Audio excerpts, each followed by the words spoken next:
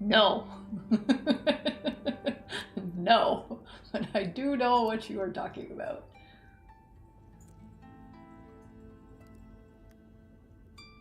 Hello, hello everybody. I am so excited that we have so many people here before I've even started. It's not even a Tuesday. And there are 15 people waiting for us to start the stream. That's like back in the good old YouTube gaming days when there used to be big crowds before you ever started. Little Poe was here to say hi. We're doing a very, very different type of stream today. Very different type of vibe. Welcome. Welcome everybody into my warm little cozy nook of a tavern. Could be a tavern, could be a book nook. Regardless, we have a warm fire going. We've got a very adorable little puppy who's very annoyed at the fact that there are 2 streams this week. How dare you take away from cuddle time or eating her toys or my feet, whatever it is. We're gonna be reading some books. Well, we're gonna be reading some drafts of some books. And yeah, the whole stream's gonna be sort of very different. So tonight, all support, if any comes in, all of it is going towards the author. So James Baker is publishing all of these books himself. They are all available on his website. Links are in the description down below if you want to follow along and read with me. So super chats are all turned off. Any donations that come in at the end of the broadcast, I will be rerouting all of those to James to help support him in his desired career of being a writer, an author of young adult ish fantasy, sci-fi books. He's got a whole series planned out. We're the first folks who are ever going to be reading the first drafts of that series here today, and so want to be able to support him. And thank you for that. So no, super chats are turned off tonight. We just have just Streamlabs tonight. I might have to put her in her house. You wanted to donate on stream? All donations will be rerouted off to the author of the book. But the fun thing that we're doing tonight, I've got 1, 2, 3, 4, 5, 6, 7 pairs of reading glasses. Actually, I've got 2 pairs of driving glasses and the rest are reading glasses that if any donations come in, we'll be swapping out the glasses. So if you've ever wanted to see every single pair of glasses on my face, we're gonna be going through the list. 1 second. Hey, out. Out. No, not out. Thank you. Good girl. Do you want something to eat?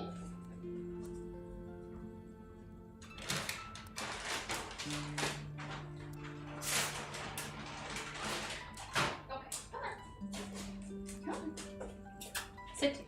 Yes, good girl. Down. Down.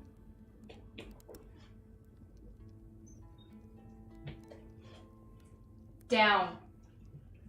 Yes, good girl. Okay. The tavern puppy is eating the tavern's plants. Hello, Miss So. Hello, Harvey. Hello, Juan. Is James a friend of mine? He's an internet friend. Hello, Michael. Hello to Kevin, who's here, and Leif and Charlie. Hello, everybody. Hit that like button. We're just gonna jump on into it. I'm gonna butcher a bunch of the words. I'm gonna butcher reading live, but we're gonna do our absolute best. There is a reason we do not do stories in this channel, because reading is hard when you're doing it with an audience. Especially when there's big words in the book. Butcher away. So the book is called Turok Tales. It is not what it is. It is Turam Wood Tales. These are the Turam Wood Tales. So told tales opine upon mythic minglings, told tales sow patterned pasts, and so tale tellers tell fertile futures, and so willing life's love lasts.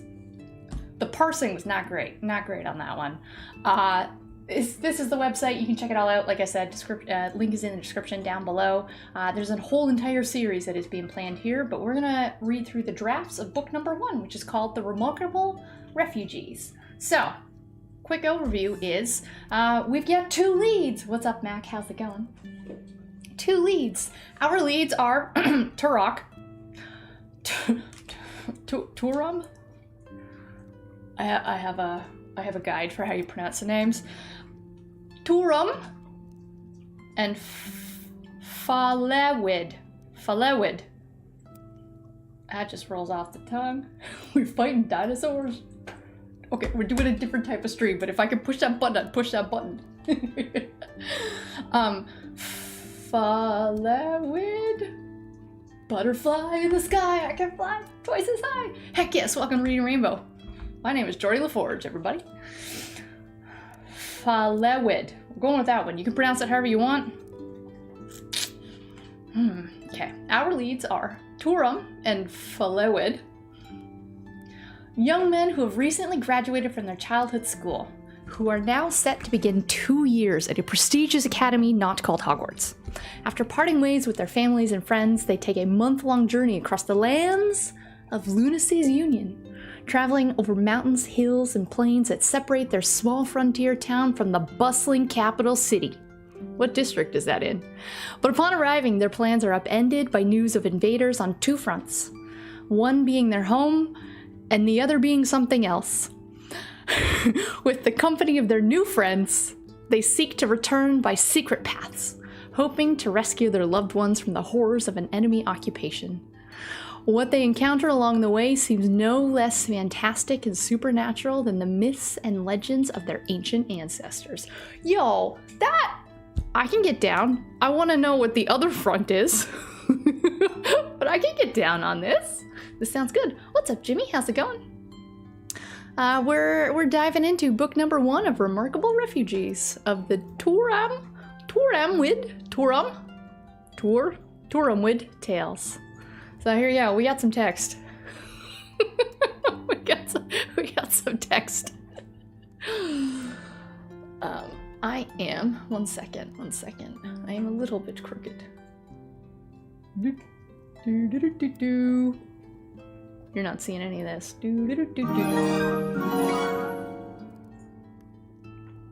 Hey, that's way too small to read. Harvey, tip 50.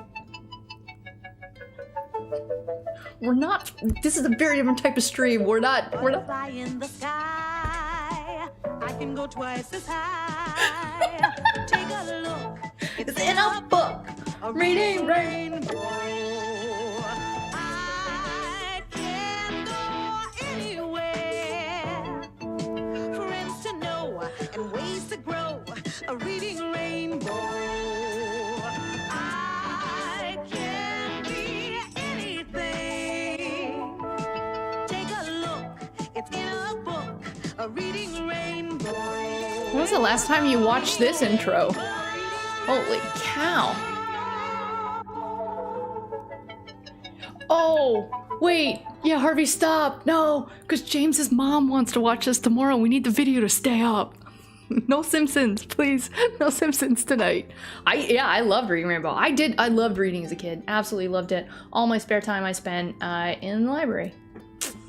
It's no wonder my hobbies are what they are right now, eh? Get me over here in the corner a little bit more. I'm not intentionally trying to cover all of this text, but I wanted you to be able to read along. I know some people like to follow and read at the same time. That's why you have subtitles on all the games. So, let's get started. We are in draft 00, sorry, book 1, draft issue 00. 00. Didn't I bash books? You have to go find the clip, but I don't think so. Thank you, Harvey. Thank you. We got these ones. These are my least favorite glasses. I hate these glasses. They were like so cute at the store, and then they weren't. So, welcome. Pilot perennial rivers and their confluent mountain feeds ponder. Did you purposely put tongue twisters? ponder peculiar orchards and their lineal bygone seeds. Don't know that one. How have the years warped each river's roots? Did human tongues crop each orchard's fruits? If curious, then follow the leads. What's up, Rondeezy? How's it going? Happy reading Rainbow. We have the Prolusion illusion, which, fun fact, Prolusion is another word for prologue. Apparently. Rivers and orchards. Indeed, we tale-tellers encountered many along our journeys. But before we tell you of the literal, we will visit the metaphorical. Imagine an orchard at the mouth of a river. Now imagine the river is time. And imagine the orchard is Lunacy's union, which we don't know what that is yet. How did the orchard grow from the river? What was the true course of events that brought about our people's great civilization? And to what extent do our favorite legends accurately explain our origins? While on our adventures, we discovered vital clues. And so before we begin each tale in our sequence, we will hike rivers' trails, search for the bygones of orchards' variegated fruits, and we journey from the mouth of the known present to the tributaries of the shrouded past. As we do that, we will plot the salient settings. Think of meadowed floodplains and forested islands exposed amid a lowland valley. Think of Horsetail Falls and Finger Lakes concealed within a montane canyon. As it so happens, such locations are more than metaphors of past events. They are where many steadfast folk prefer to build their homes and raise their families. And they are where nomads occasionally sojourn for a bit of rest and rejuvenation. You may scrutinize our penchant for the latter, but if not for that precise proclivity, God dang it, James.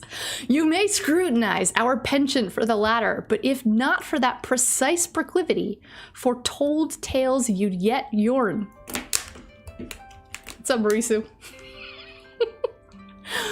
What were the mythic minglings that allowed us to sow the patterned pasts of our people? Curious minds must practice patience, because our answer may be rather lengthy, not by coincidence. We will begin by telling of the monumental meeting. For as is the case within the traditional Hearthside tale of the founding of Lunacy's union, our own adventures involved, past tense, unexpected encounters and inexplicable entities. And not unlike our wandering ancestors, we found ourselves foraging for our breakfast, lunch, and dinners. Our livelihoods became no less fragile than our crackling campfires, which provided more than mere warmth and food. As those deer-dancing flames fought against the darkness of nights, they fueled our fights against the darkness within our minds. We tale-tellers fought much darkness.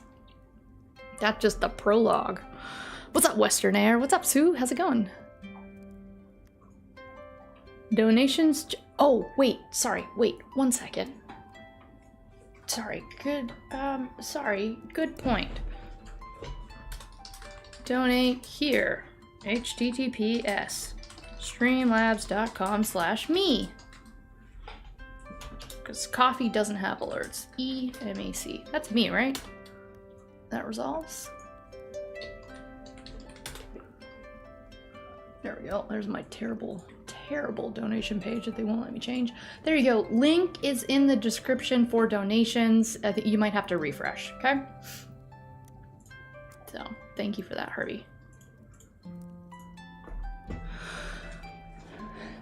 Betty bought some butter to bake it in her bitter batter. Yes!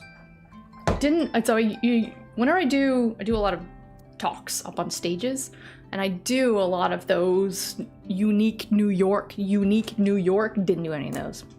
You're just getting me fresh out of work.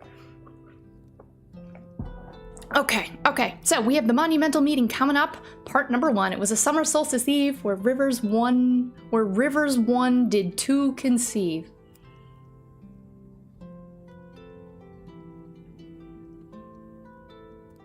Are we at a fork in a river? Are we at the opposite of a fork in a river? An early afternoon sun saw 3 hikers crest a stone berg perched amid meadowed low hills. Sorry. Remember the metaphor? What metaphor? I don't remember a metaphor? Okay. Okay, we have time and we have a city. Time and a city. Okay, the river's time, the orchard is a city. I think that's what that is. All right, legs and lungs yearning, the victorious trekkers slowed to a halt and doffed their equipment. But backpacks, quivers, and bows were the lightest of the weights these veteran rangers would shed that day, that summer solstice eve. There atop Baron... I already called him out for this. I don't know what this is. Monadnock? There atop that barren Monadnock, they stood awestruck. The first of their people to sight the Virid Valley and the sparkling river within. They turned to proudly face the rougher regions through which that river's roots had sustained them. In that direction, the landscape was ruled by the rippled prairies, whose abundance of ungulates had reinvigorated the weariest of the weary. But beyond the prairies were the dark vestiges of the stone-strewn highlands, whose relentless winds had sapped the hardiest of the hardy. A full month had passed since the rangers stood upon one of those rocky foothills, squinting at an odd bump on the horizon. Now they squinted back, with that odd bump beneath their feet. And every step between then and now had been worthwhile, for what a precious bump this was. Yay, the baby!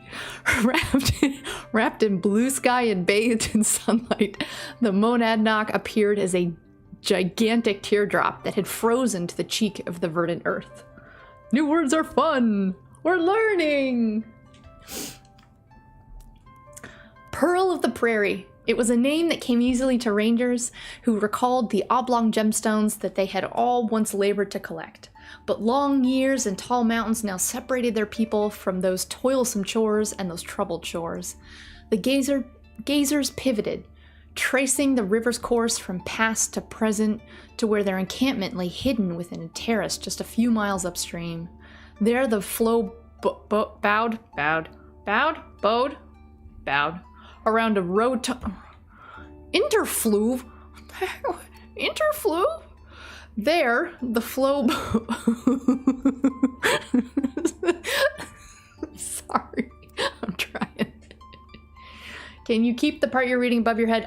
That's what I'm trying to do, yes. What's up, David? How's it going? There, the flow bowed around a rotund interfluve that held the pearl at its vertex. These lands were the future, and this pearl was their prize. As was their usual duty, the rangers came to scout the lands into which the encampment would move next. After a month of humdrum prairies, the pearl was an oasis of novelty. While hiking the teardrop's gentlest slope, they had discovered the complementary river's approach. It seemed the two rivers would clash violently, if not for the pearl's selfless diversion of their flows. And from the vantage point of the rangers, the place where the waters did eventually meet was yet obscured by the teardrop's bulbous bluff. Though still wheezing from their hike, the three laughed and scampered towards the curious conflux.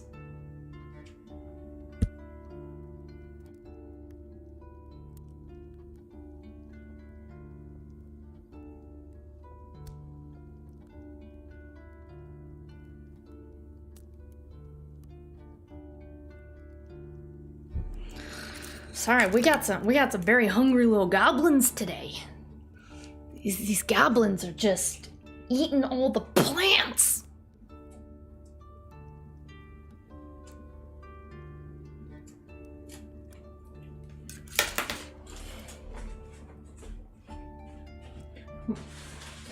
Come here.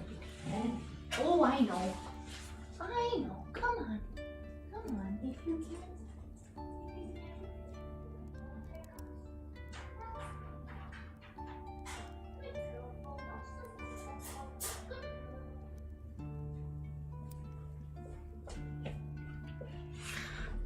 Okay, Goblin has been put in Goblin Cage.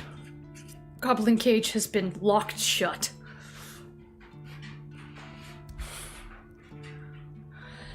As the rock dome began to slope downward, a lake rose into being. If not for the elder ranger's cry, the other two might have failed to stop short of skidding beyond the point of no return, a deadly drop, even if the bottom was not a rock shard graveyard.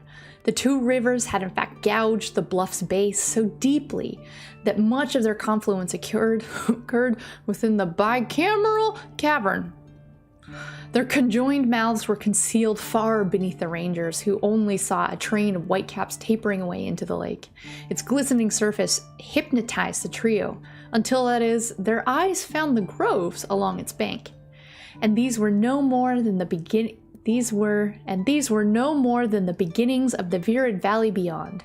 Soon the three were all jabbering about the perfect possibilities, and the prairies upriver that had already assured them of an endless supply of game. But now they had found all the bounties they would ever need. Of course, they had found the pearl and the unassailable defenses it offered. Backpacks, quivers, and bows were the lightest of the weights the rangers shed that day indeed. At last their people would wander no more, and at last they had found a home. That evening, 5 elders debated a map embroidered onto a quilted canvas. But these prating 5 were merely the most vociferous among the assembly of wizened counselors scrutinizing the ever-growing illustration. Like the billowing sails that many of the counselors had once labored to hoist, the canvas was now so large that ropes and pulleys had become necessary for these regular unfurlings. Though the entire council was satisfied with the appendage of their current location, they still could not settle upon a name for the river that had guided their people through the prairies. Thus, the staged colloquy carried on beneath the cartographic curtain. Of all the counselors, the eldest by far were a couple.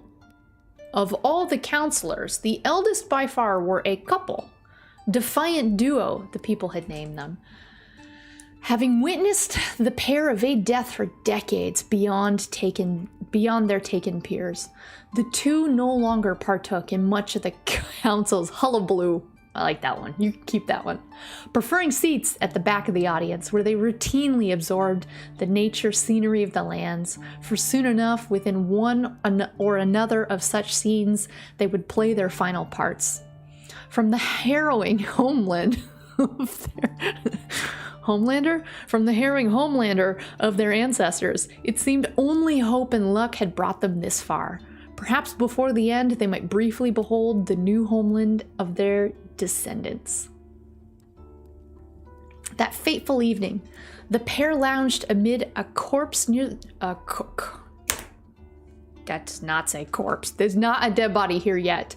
That fateful evening, the pair lounged amid a copse? There's a thing near the river, whose little falls drowned out the council's clamor, and whose cool mists the winds bestowed upon the entire encampment. Their attention to the river meant the two were the first of the council to greet the 3 returning rangers. As such, they were the first to have their hopes and dreams fulfilled by those bringers of good tidings. Back on the stage, the 5 debating counselors were suddenly distracted by the ruckus from the thing by the river. All heads turned to discover a scene none would soon forget. It was a defiant duo engaged in a dance. TikTok dance? That was trendy. TikTok dance. Among the nimblest of the nimble, while 3 high-ranking rangers cackled and clapped to rhythm. When the rangers then conveyed their discoveries to the entire council, the nameless river was forsaken. A long-awaited referendum was in order. Referendum? Wait, we're celebrating. Why do we need a referendum? Their people had wandered far in search of permanent refuge. Would these be the lands in which they may begin to settle? Unanimity was attained with no debate whatsoever. The proclamation traveled quickly throughout the encampment of thousands, and joy spread as a contagion, like COVID. With renewed vitality, the defiant duo shuffled from camp to camp, indulging all in the delight. In their minds, what they perceived was nothing shy of paradise. Here and there, between the throngs of singing and dancing youth, mothers, fathers were unchaining tears, while sibs and clans were settling squabbles. And when the sudden hush fell over the masses, the duo was gifted with eternal eminence. The council both announced a name for the river and decreed a festival as well. Heck yes, party! Henceforth, each would be called Defiance. Isn't that a terrible movie series? Yeah, alliteration abound, yes. A corpse in the copse. Is it copes or cops? Copes or cops? Cops. Noun. A thicket of small trees. You could just said thicket. I like thicket. But thank you. Okay, we're gonna taking back Defiance. Dude, Defiance already made so much money. Oh, we got some thickets later? Okay. By dusk, a full moon's face had breached the horizon, and so the scintillating silver numen of the Lunacy was cast upon the riverside meadowland, now spangled banner by the campfires and resonant with music. At sunset, the original feast of Defiance had begun, and the aroma of seared and stewed victuals, you mean victuals, was enough to render the Twilight Celestials ravenous.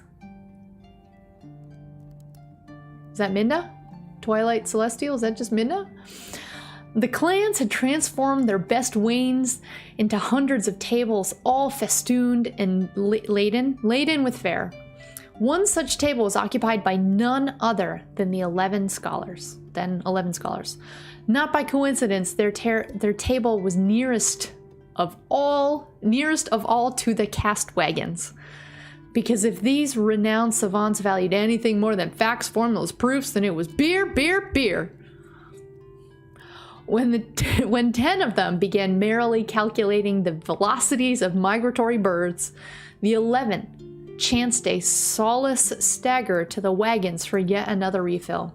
Mug now brimming over, the scholar elected to climb into a wagon and sit atop the cask, such as to gain a broader view of the roistering encampment. It was a breathtaking scene filled with precious lives and carefree laughter. Near the center of it all, a towering bonfire and a galloping drumbeat were sure signs of adolescent coalescence. Does that mean orgy? Adolescent coalescence? Yep, okay. The spell, that is not a word. That is not a word.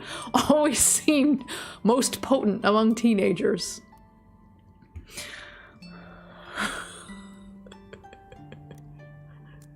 Barb, look up. What, is the ghost back? You seen the ghost too? Or are you telling me my glasses don't fit properly? Good, because I don't like these ones. Am I streaming tomorrow? I am not streaming tomorrow. Monty Python shout out. I've never seen Monty Python. I just know that they do the coconut shells for the horses. What's up, Jacob? How's it going? Okay, so the scholar swigged beer while studying the ritual, as scholars do. How were they able to dance so wildly after gorging so hastily? Arms flying, braids swinging, silhouettes rhythmically eclipsed the flames at a remarkable rate. The savant's mind leapt from qualities to quantities.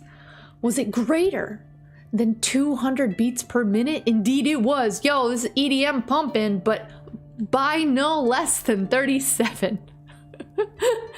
And had that last silhouette been upside down, subsequent fits of sputter and laughter waned only when the next question sprang to mind. How had such a wonderful moment been born from such a nightmarish past? Causality's chains often seized this ponder-prone narrator. The hypnotic state could be rather perplexing to passing observers, such as the group of young revelers who just so happened to need some beer. Their scowls of confusion earned no response from the dazed scholar, now lost in a former time and place. Years ago, these people had fled their homeland. where rivalrous clans had fomented wars beyond reason. Barons, lords, with their... Oh my god. With their loyalties and foilties. Felties? Their only skills were in sabotage and in subterfuge. In vengeance and in violence! Why could they not find joy in their opulence? How did fellow sentient beings have such insatiable appetites for misery? Did quakes, fires, and squalls not cause enough destruction? Did droughts, blights, and plagues not take enough lives? And COVID. As more of the innocent were killed or enslaved, more of the peaceful convened in secrecy. With collective courage, they all made a pact. Together they would flee those lands, seek out a new home, and be spared from the artificial evils that would surely destroy them all. At the sound of cackling youth, the dreamer blinked away the trance, but was now filled with determination. Another refill, and the scholar lumbered back to the table to share a vision with all the others. Ideas were bounced, ambitions were born, and a new pact was made. Aspiring to safeguard their people from the evils they had fled, together they architected a village of schools that would garden knowledge and peace. Oh, I forgot to mention. I'm testing something tonight. For the first time ever. Sorry. I'm testing it for the first time ever myself. A bunch of people on YouTube have access to it. It's just like super hidden. So enjoy those ads. They're gonna keep showing up even though I have nothing. I'm doing nothing. I'm doing nothing. They're triggering themselves. Sorry. Okay, I still don't know what that word means. Plenilune? Plenilune? Loon. So it's something to do with a moon? A way to break up a flow? I get that. I get that. Plenilune is a full moon. Could we just call it a full moon?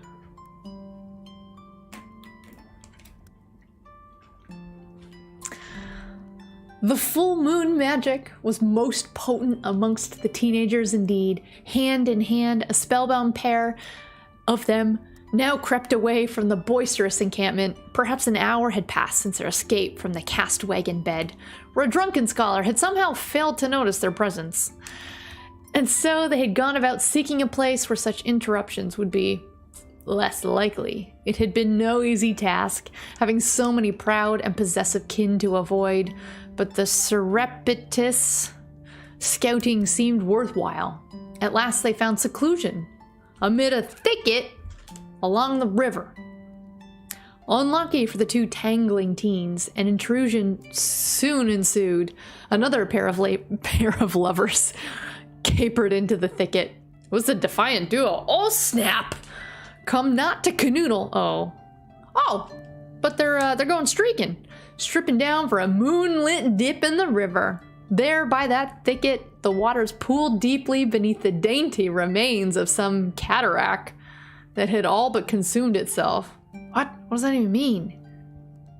There by the thicket, the waters were pooling deeply beneath dainty remains of a cataract. Cataract is something you get in your eye. Yeah, Jen. James, you didn't tell us this was a smut book. You bait and switch, so I've not pre-read any of this. I know nothing about this. I didn't know this is a smut book. Dude, this should have been my OnlyFans. You know what? My OnlyFans channel is gonna be reading smut. There you go. We don't need pictures, we just need reading. You don't even need me. You know what? This will be my OnlyFans. Yo, I heard no pictures is like that does really well.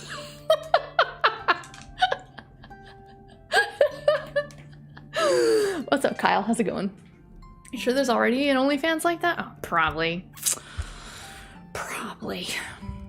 Okay, well, unnoticed yet again, The teens watched in horror as the old people got naked, went skinny dipping. They didn't seem to care. They're old, they don't care. Still trembling from the suspense, the teens found the glints of one another's eyes and each flung out a hand to stifle each other's laughter. Rather than risking another relocation, they made a non-verbal agreement to sink back into bliss.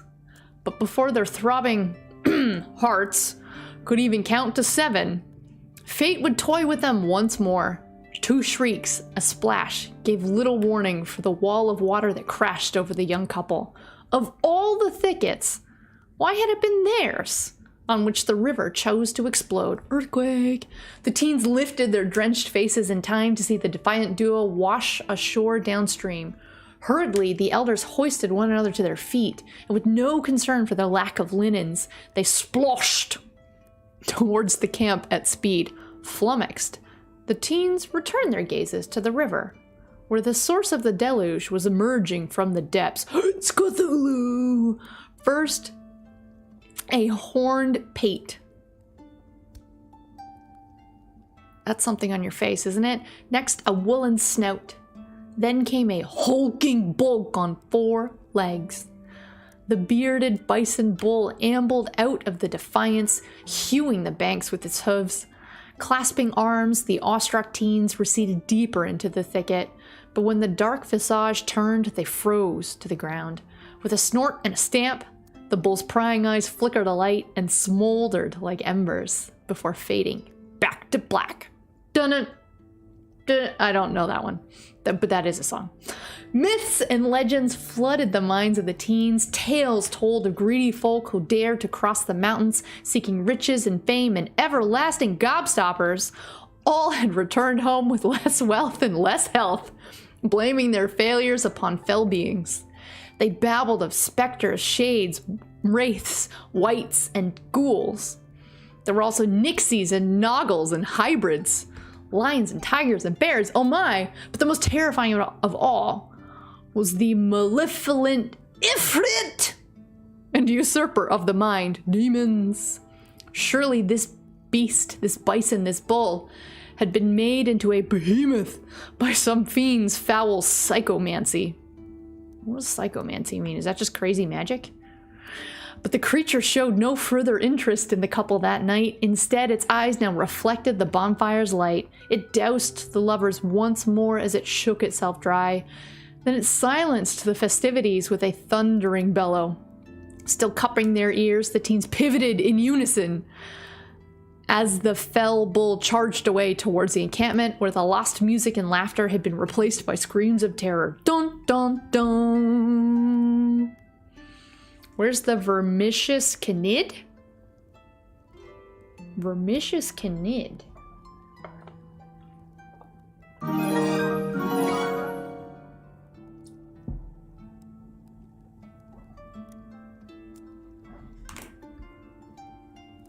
Eric! Thank you! Holy cow! Eric, thank you, thank you, thank you, thank you! We got my driving glasses here. They might look like the other ones, but they're green and they fit better. They glare more too. These are my driving glasses. This is, oh gosh, this is not gonna be easy. Thank you, thank you, thank you, Eric. Thank you. Thank you for that support. Being routed directly to the author of the Turok Tales, Turamwid Tales. Is there someone named Eric here? Surely there's definitely not an Eric here. Definitely not. Okay, we get screams of terror. Screams of terror. I can't see up close. No, I can't see up close with my driving glasses because these are distance glasses. So all of this is, and plus, let's make it clear. All of these glasses have very different prescriptions in them. So these will be my weakest. Then I went to second weakest. These are my strongest. And when you're switching, if you wear glasses, as you switch your glasses, you know your eyes are like, what the heck is going on? So anyways, Lunacy, I'll tell you. Lunacy turned the Zenith. Zenith Apex, right? What is it? Is it? Okay. As the 3 rangers, who still don't have names, once more ascended the Pearl, this time by a steeper path. Just as they had hoped, the rock face had seemingly provided sufficient cover for prey. Now nearing the dome's crest, they cautiously came up to a rest beside a scarf, where they crouched and prepared their ambush. It had been a difficult climb, but a rather simple hunt. That mad bull's raucousness could be heard for miles. Just above, the giant creature gamboled the periphery of the crown, pausing between laps to bellow at the heavens. Hey, Poe does that. The eldest ranger signaled a plan to the others, who nodded in agreement and raised their weapons. Tonight, the three wielded long darts and throwers rather than arrows and bows, as the latter had already proven useless against that bull. How many dozens had they shot at the giant as it wrecked all of the tables and smothered all the campfires? A wonder nobody had yet been killed. But the food had been trampled. Not the food! The feast had been ruined, and the beer!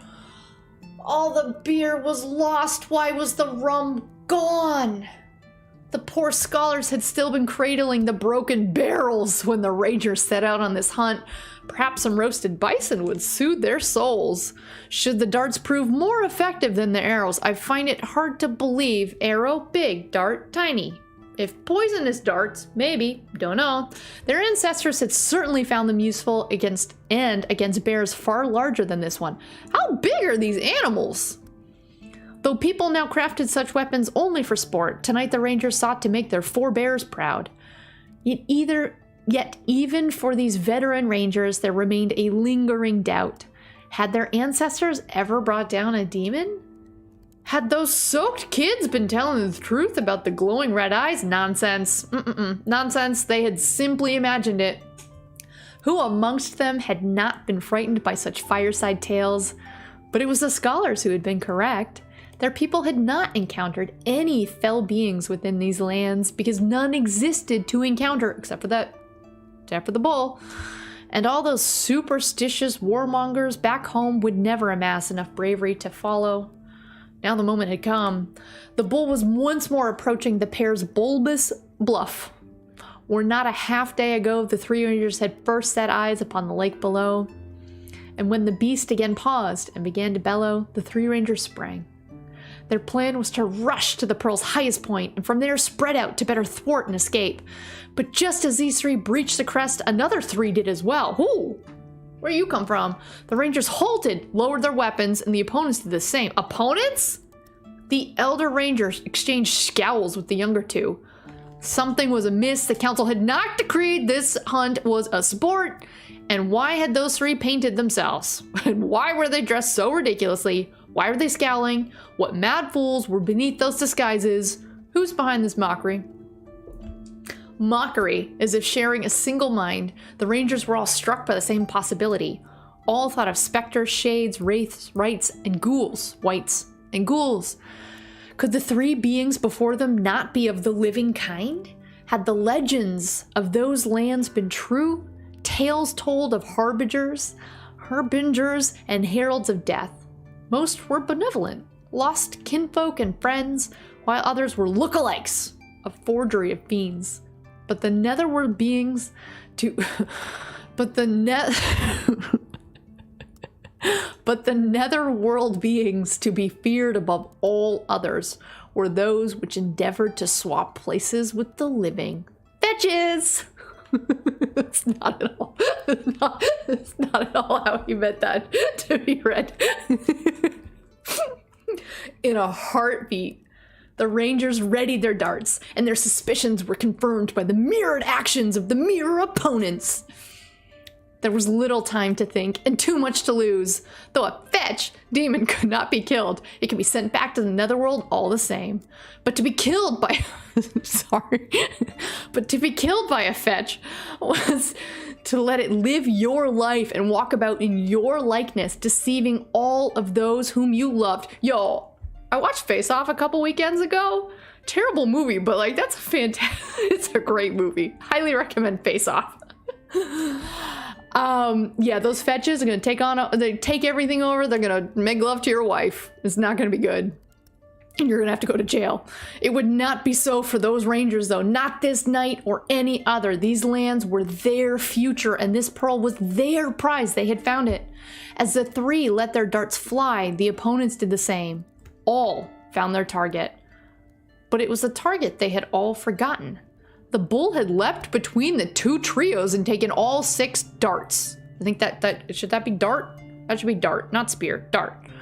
When it landed on the rock, its body crumpled and skidded coarsely to a halt. The rangers bounced their bewilderment between the bull and the fetches. Something was again amiss.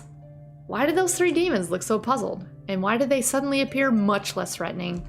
If any needed further proof that nothing was as it seemed, then the bull provided plenty. As it rose upon all 4s, the darts fell free from its flesh, leaving behind not one scratch. Then it slowly turned to examine them all with its eyes glowing fiery red, just like Teenager said.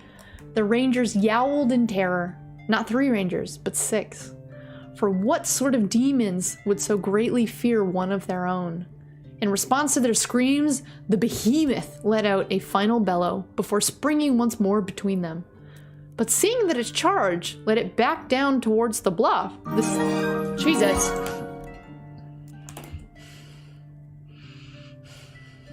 It was really loud in my ears. That is so fast. See? Gretchen, stop trying to make that. See? It's not going to happen. I suppose fetch is like means something different in fantasy speak, but all I hear in my head is Gretchen saying fetch. You meant these ones, right? Thank you, Harvey. Thank you, thank you, thank you. Face Off the movie, better or worse than Face Off the rock rap music video? I am unfamiliar with that, Renee. How's it going, sir? How's it going? Do I think Disney would DMCA a clip of Captain Jack asking why the rum is gone? I don't think so. I mean, I don't know. Probably not. Probably not. Oh, get this creator an Audible deal. Get this creator a podcast.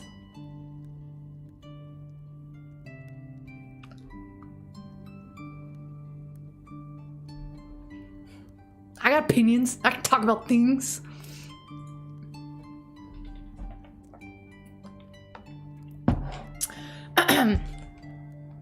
So, the bull is going down the bluff. 6 rangers deflated to a quiet confusion.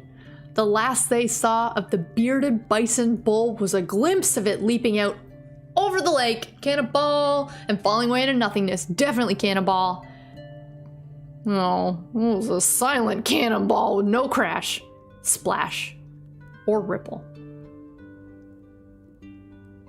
What's up, Anti-Gamer? How's it going? How's it going?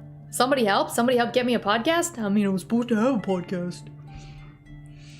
What are your opinions? Well, it wouldn't be a podcast about anything any of you would be interested in. It would be a podcast more than likely about my job. Okay. Alliteration aplenty. Yes. There's a lot of alliteration. There are a lot of words that I am not familiar with. Planet Loon? Cops?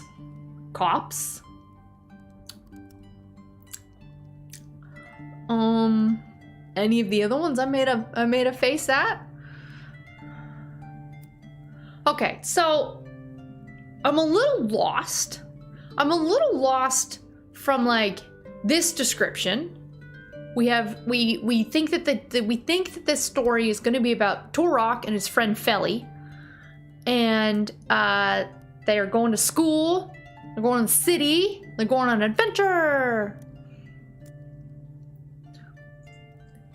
None of these people had names. Well, okay, the decrepit duo. Sorry. Defiant duo. They're old. Come on, they're old. I guess the two of them had names. Nobody else had names, so I don't know who these people are. I don't know what's going on. And then it says like these 3 people. I assume these other 3 people are Turok, Feli, and somebody else. a bud.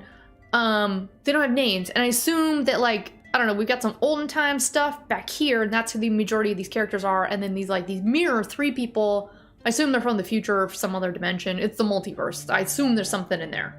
What time period does this take place? We don't know necessarily, so this is a fantasy-esque, sci-fi-esque book series. That's as much context as we have.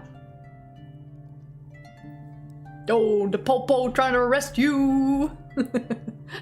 Adolescence, coalescence. That just means orgy. That's what that means. Yeah, picturing Middle Earth D&D. So I was asking James, hey, what type of music should we play as like background to this? Do we want more sci-fi, lasers in space, or do we want more Middle Earth, Shire types, D&D types? So that's why we are, I think this is fireside harp music, medieval tavern ambiance, and underaged orgy. Still an orgy. Still. Final Fantasy. Final Fantasy is the game I play. Dun dun dun dun dun dun dun dun dun dun dun dun dun dun dun dun dun dun. That? These are way too high. This should be at 7 and it's at 20 something. Sorry about that. All right, so that was issue 001. Mythic Minglings. We got some more. We got no dawdling. Wait, that wasn't even chapter 1? What did I just read? Was the whole thing the prologue? I thought just this was the prologue.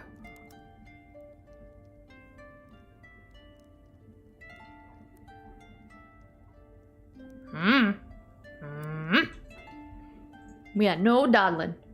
Is that like no diggity? I don't know why he asked me to do this. I can't keep serious. Okay. We're done the prologue. We have chapter 1. Chapter 1, no dawdling. No diggity. Silence reigned, and the 2 ranger trios bartered bewilderment. As if the gods had convened a celestial council, the Lunacy's light was so slowly eclipsed, and hundreds of messenger stars streaked away to spread the news. In that deepening darkness, the 6 rangers approached the edge of the bluff, where they peered into the lake as it whispered the secrets of peace. Then, as one, they all turned and kneeled, and the stillness was shattered. Dozens of juvenile onlookers sprang to their feet, shaking their school's theater with cheers and whistles and applause. Gosh dang it, bait and switch. Upon the wooden stage, the 6 players beamed and waved at the ovation from their schoolmates. The other cast members rushed forth from offstage, and when all had taken their proper bows, the backdrop parted, and a great bull replica rumbled forward to the renewed enthusiasm of the auditorium. Hatches opened at his rumpus. Yeah, I do love the word rumpus. Releasing 2 stagehands, a pair of older teenage boys, Turam and Falewid, who had joined the array of actors in the final adulations of the audience. Is it adulations or adole? Should that be an O? Yeah, they had an orgy at the high school play? Oh man, this is not the type of school plays I was involved in at all. 700 years had passed since the fateful meeting of 2 wandering peoples, and the school-aged youth assembled here were the product of many intertwining relations. I don't know what that means. Across many intervening generations. Intertwining relations across many intervening generations? James, you don't want to write young adult books. You want to write rap music. You want to write fantasy sci-fi rap songs. You want to go all Harry Mack on us. That's what I think you want. So much of this rhymes. Okay.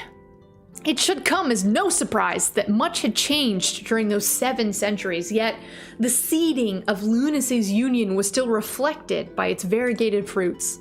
Those students with the darkest skin and hair bore greatest resemblance to the clans of the old Arculoon, often referred to as the High Sun People, having wandered out of the lands where the sun peaks higher in the sky. Likewise, those students with the lightest skin and hair were most akin to the ancient clans of Axialoon, otherwise known as the Low Sun People. But because the allied peoples of the Union had not been spared from the Lunacy's full moon spells, many students here were some blend of the 2 lineages, and so too were their natural appearances. Compared to that orderly drift of phenotypes, however, the flow of tradition was a continual chaotic conflux. See?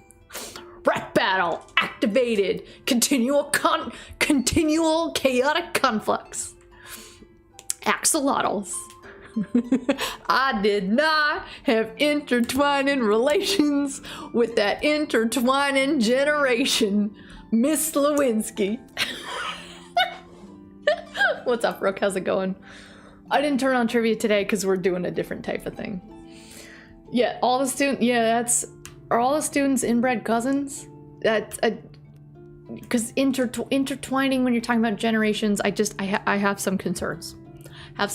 No judging. I just have some concerns for physical well-being of these folks.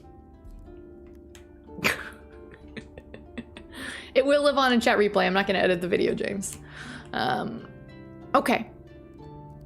Throughout the lands, there was no short supply among the dialects, folklores, and formalities, the music and dance, the poetry and the prose, eateries, arenas, and institutes. All were charmingly bountiful. And of course, there were countless styles of hair and clothing. Braids were trendy among these students. But their favorite garments were now concealed under the ordinary smock frocks required for school sessions. Sorry, smock frocks. But to stand apart, their white-haired Professor Dumbledore. Okay. But to stand apart, their white-haired professor and his 4 junior instructors all wore black robes, while the professor alone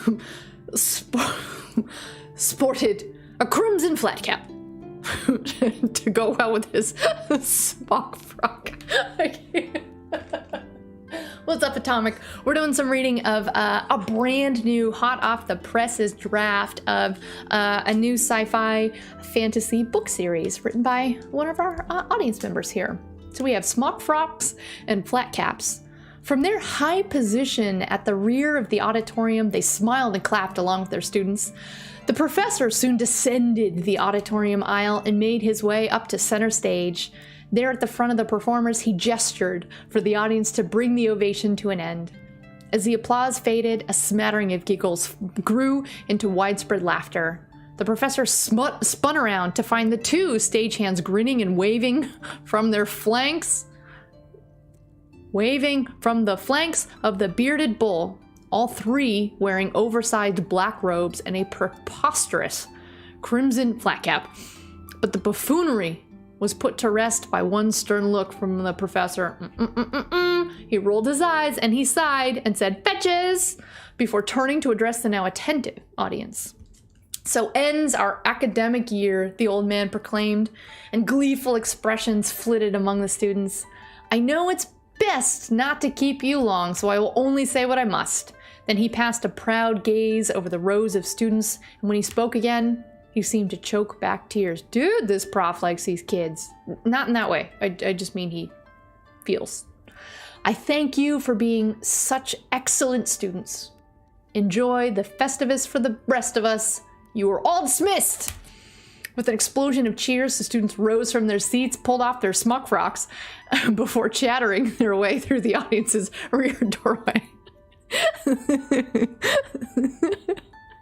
The performers, meanwhile, shed their costumes and the stage began to empty, but the professor caught 2 stagehands before they could slink away.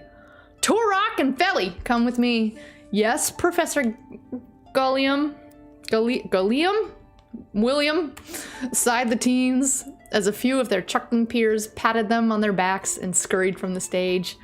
Side by side, Turam and Falewid. It's just a lot of syllables, James. It's a lot of syllables. So Fally made another fine example of the Union's historic seating. With green eyes and a lightly tanned face framed by sun-bleached hair, Turam had certainly descended from the Loon clans of old.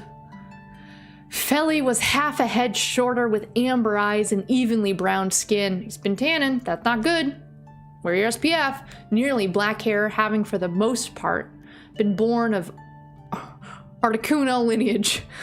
The two glanced at one another and suppressed their amusement before following the professor backstage. There, a stone archway opened to a balcony, which overlooked a turquoise ocean bay, now sparkling beneath the afternoon sun. Like most of the buildings in its vicinity, the school and its annexed theater sat on a terrace of the rocky shoreline ridge. The balcony itself was at the edge of a precipitous cliff that wrapped the marina by its 2 long feet. William swept to the balustrade to survey the sea and inhale the salty air. You promised there would be no surprises, he huffed before spinning to upbraid the 2 teens. Does that mean like upbraid? Like, is he like grabbing them by the braids? What is the longest time span you 2 have gone without acting a fool? How long since the play ended? Does sleeping count? Okay, wait. Eating?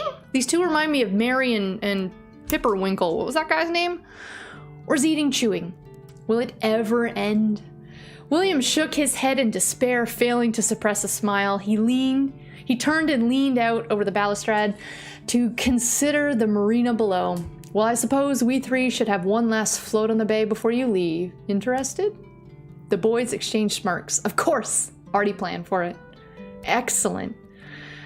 William spun again and clapped his hands together. You 2 go get the boat ready. I've got my tackle here at the office. I'll change, meet you down there shortly. Feli, take a moment to let your mother know this time, will you? And your grandmother, Turok. Yes, Captain? Aye, aye. Grandpa? Dude! Professor Dumbledore is Turok's grandpa? I'm butchering this story so much. Mary and Pippin, that's what I meant. Smock Frock and Flip Flop is a famous rap duo. I love that. Oh, I love that. Okay, the teens returned to the now empty theater and hopped from the stage and freed themselves of their smocks as they made their way up the aisle to the auditorium doorway. Turam there came to a halt, having nearly missed an opportunity. He pivoted to face the stage and resumed grinning and waving foolishly.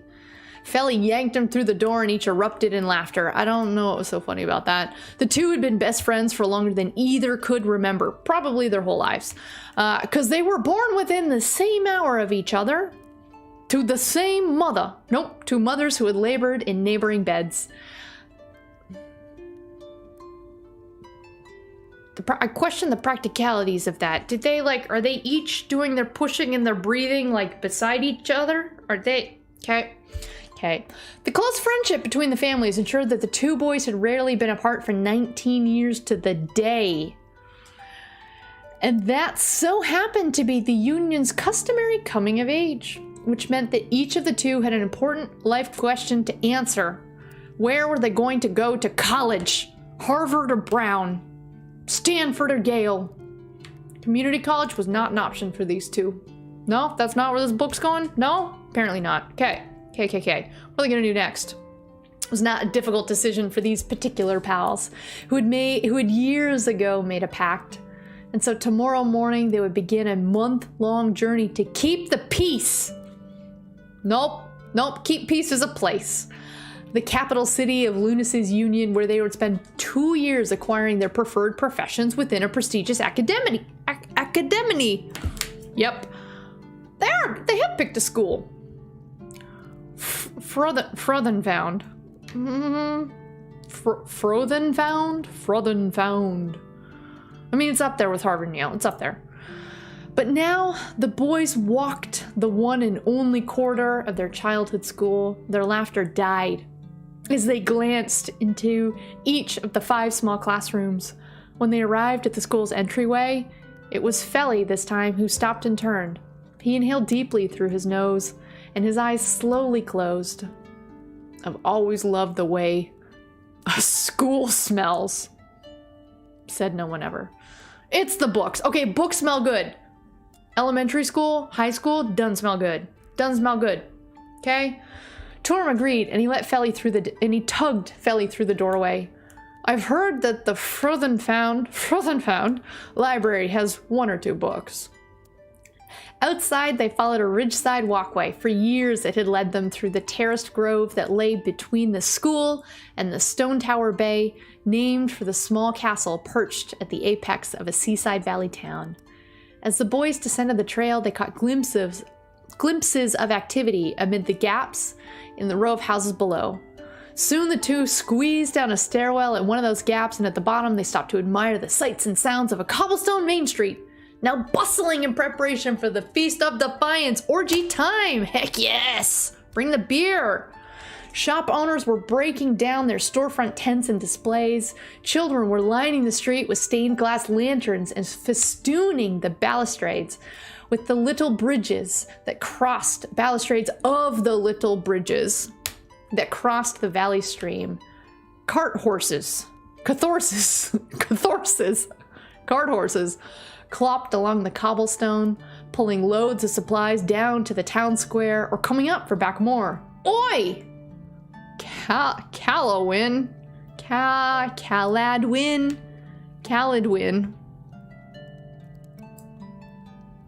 Calademon. Felly yelled towards a row house further up the street. In a moment, the face of his mother scowled from an upper-level window. Felly waved at her. And wait, that's his mother's name? He's shouting oi at his mother? Respect your elders. He's going fishing with Grandpa. Call me Caladwin again, and I will sew your mouth shut. The seamstress wagged a needle before wagging a finger. You boys get to the square as soon as those bells sing. No dawdling, no dawdling. They saluted her before weaving their way down the street, which leveled out as it ended and brought them into the square. Dozens of townsfolk were arranging tables into rows, stretching into the Bayview side of the square. There, a quartz obelisk towered amid a wooden stage, flanked by the town hall on one side and the Fitter Inn on the other. A burly man shouted orders from one of the inn's balconies. This was Hardwick, the innkeeper, taking charge of business, feast preparations. The 2 teens ducked among the workers so as to avoid drawing the taskmaster's ire. He didn't tolerate laziness at all. Turam lived with his grandparents in one of the square's many shop houses, in a bakery to be precise. Oh, I would love that. Inside, his grandmother was humming behind the front counter, busy stacking mounds of fresh pastries onto plates. Like her scholarly spouse, her hair was white with age. Her face, on the other hand, was white with flour and powdered sugar. Dude, somebody's eating the pastries. Eating the merchandise, she gasped and smiled as 2 boys entered the store. The young men! She dropped a pastry, clapped her cheeks, clouding the air about her. Ma'am, said Felly, slightly abashed at being called a man. She grabbed 2 pastries and handed one to Felly. You can just call me Daphnium now. You can just call me Daphnium now. Is that her name? She said as she pinched him on the cheek. What about me? Said Turam. She wagged another pastry at his face. If you call me anything other than Grandma, I'll turn you into a pot filling. She slapped the pastry onto his face. I don't want it on his hand. Yes, Grandma, garbled, already biting into it. She patted his head and then shuffled away into the kitchen. Every day she shuffled in. Clapped her cheeks. She said clapped her cheeks. She did. She did. Kitchen's at the rear of the shop.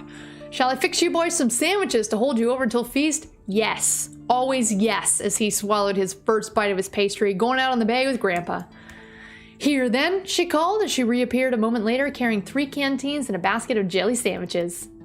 She raised a threatening eyebrow at them. You come straight home when the bells sing, no dawdling. No dawdling. She glowered at Turam as she handed the refreshments to not him. Thank you, ma'am. Daphnium? If these are Irish names, I am completely butchering them then. Her smile was cut short by whatever whiff of air sent her dashing back to the kitchen. Oh, she's burning something. Turam then ran upstairs to fetch some fishing gear, while Feli savored his pastry and nosed about the shop. Daphnium had prepared an astonishing amount of baked goods for the feast. Along the front counter, every table and windowsill was home to a delectable mountain. Has she cooked this much on any other Defiance? He asked Turam when he returned with the tackle. No. Looking around. I'm sure it's for our 19th and our journey because we're leaving home and never coming back. Outside, the boys then once again crept through the town square. This time they headed toward the obelisk stage, beyond which lay the sandy trails of the Black Shore Bluffs. But as they neared freedom, Hardwick excited them from the inn's balcony. Hey, oi! You two men. They froze, very much aware that if you don't move, people can't see you. Okay, they have evidence of leisurely advice. There's still a dozen more tables down in the cellar, he shouted, pointing towards the side of the inn. Make yourselves useful. No dawdling. Actually, we're on fishing duty. We're out of fish. The whole village is out of fish. We're gonna go get it. But the innkeeper only sharpened his glower. Professor William, ordered more food for the feast. We gotta go. Hardwick tossed his hands in indignation and resumed shouting orders at the townsfolk. Not giving him a chance to change his mind, Feli and Turam ran past the obelisk stage, leaving the town square. The innkeeper's yells faded as the pair descended the sandy slopes. At a fork near the bottom, they stumbled upon 3 of their peers, the only others who had come of age within the last year. This is a very small village then. These 3, however, had not opted for Frothenfound, and so the 5 had been planning a party for their pending parting ways. Feli and Turam were greeted by 3 mischievous smiles. Well done, chorused the twin sisters Hope and Luck. Why couldn't they all have easy names like Hope and Luck, who would soon be apprenticed to Daphnium at the bakery? Did the old man give you an earful? Said the brawny boy named Joel. Joel, whose heart belonged on the rustic farm of his roots. He invited us fishing. Turam flaunted the gear, earning a round of laughter. How's the beach? Distributing 3 jelly sandwiches. Lovely, Hope and Luck said, each having a little nibble. An excellent, garbled Joel, putting an entire sandwich in his mouth. The beach or the sandwiches? Yes. All yes. It's all good. It's all good. Joel grinned after swallowing. Plenty of driftwood for campfire tonight. We're just starting a pile by the trailhead. Lovely, said Turam, winking at the twins, who raised eyebrows in return. The smirking pair then violently elbowed his flanks, pushing their way past him. We'll see you at the feast. Is there something going on with Turam and the 2 twins? Something happening at the fire. Something happening at the fire. Wait, who's Joel? I don't know, he's this kid. He's one of the 5 kids who turned 19 in this village, and he is gonna be a farmer. And he's brawny. So he's their friend. Okay, so we will see you at the feast after you're back from your fishing. And Joel followed the girls toward the town square. Feli and Turam then followed the fork that led away from the beach. By hewn steps, they reached the feet of the headland that held the school aloft. An arc of fishers' houses adorned the rocky capes that shielded the marina, their front doors all opened onto a common stone quay, on to which only a few craft were presently moored, the majority being out on the bay. Gallium's own fairing was at the quay's lower end. As the boys made their way around to it, they popped into a most beloved bait house. Feli did the honors of ringing a giant handbell on the shop's counter. There was an unintelligible yell from an interior room, and moments later, a 100-year-old woman shuffled her way. Every day she shuffled in. There's a lot of old women shuffling. Shuffled to the front. "Good afternoon, ma'am," said Felly. "Hello, Worm Reader." What? Could she have a better name than Worm Reader? She does own the bait shop, so that might make sense. I think she could have a nicer name. Worm Reader squinted at the boys when she finally recognized them. She smiled broadly. She need to put her glasses on. The old bait farmer gestured for patience before shuffling back to the interior room. A great clunking and cursing later, she returned to the counter with a small pail of lugworms. "Fresh?" she squeaked. "How fresh? We don't trust this." "Fresh." Dipping her hand for a fistful of wriggling evidence. The old woman glanced back and forth between the two boys, now frozen with anticipation. With a cry, she chucked the worms into Turam's face. Cackling uncontrollably, she tossed a pail towards Felly before shuffling back to the interior room. "Don't we have to pay you?" "Okay, never mind. Thank you, Worm Reader," said Turam, kneeling to collect the escaping bait. "Fresh." As they exited the shop to the sound of muffled cackling. Do you think your grandma will eventually start doing that with jelly sandwiches? She might. And Joel might like that. Okay.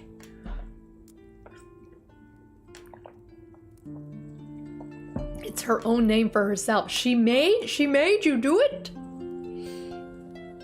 She made you do it? There's a lot of words. It's a lot of words. It's a lot of syllables. Thank you for hitting the like button, everybody. Thank you. Okay. Late afternoon, the fairing bobbed on the bay amongst a variety of other vessels. Felly and Turam sat staring at one another from opposite ends of the hall. Each was leaning over I don't think you pronounce that gun whale, do you? Is it gunvale? Gun whale? I don't know how you pronounce that one. Each bracing an oar. Obviously, the kids are doing the hard work. Turam silently mouthed a countdown from 5, and at 0, the two scooped a large amount of ocean on board.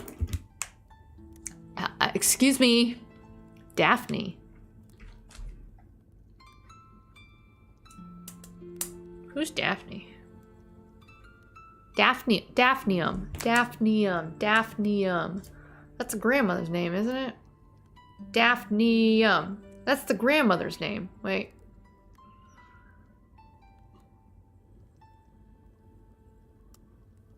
He must have been dreaming. Old guy must have been dreaming. The grandmother didn't come with us. She's baking things and selling things at the festival. Okay, so grandpa's sleeping. Okay, you bail. I'll row us in. The boys guffawed. While Gallium recovered his awareness of the waking world, drops flew from his hair and face as he whipped wide eyes between the two pranksters. He twisted around and located the shore. Right. The boys continued chuckling. Yes, very funny, he huffed and wiped his face. I needed a quick dose, all right? He's old, and we got a whole party to go to tonight, where he's gonna need his energy. The boys tossed each other furtive glances, and they stifled their laughter. Now then, let's catch some food for the feast. He lifted his fishing rod. Unless you two fools prefer Hardwick's Wrath, where is that bait? Turam presented an empty pail, bringing a scowl to his grandfather's face. Felly coughed lightly and held up a sandwich basket, which was nearly spilling over with fish. Oh, good job.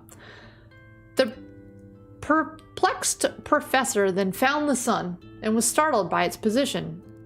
He didn't look at his cell phone. He had to look to the sky. You've been snoring for 3 hours, said Turam. Have I been? I did stay up late packing the... Oh, he broke off, sputtering, looking flustered. Packing the what? Inquired Turam. I've already packed everything but my fishing gear. Actually, I meant checking, not packing. He straightened himself. Yes, I was checking the passports and the paperwork and the pocketbooks and the other P words. You won't want to forget those. And I was adding notes onto your school records. For the keepers, of course. Telling the keepers that we're perfect model students, right? Gallium snorted, and then he turned to face the shore. 19 years. 19 years he passed his gaze over the town. Are you really ready to leave it all behind? You've been here 19 years. Absolutely, the boys responded in unison, but Gallium was not paying attention at all. When I was your age, there were only a couple of houses up on that ridge, and I had to walk uphill to school in a snowstorm. Twice a day. What's up, Ernesto?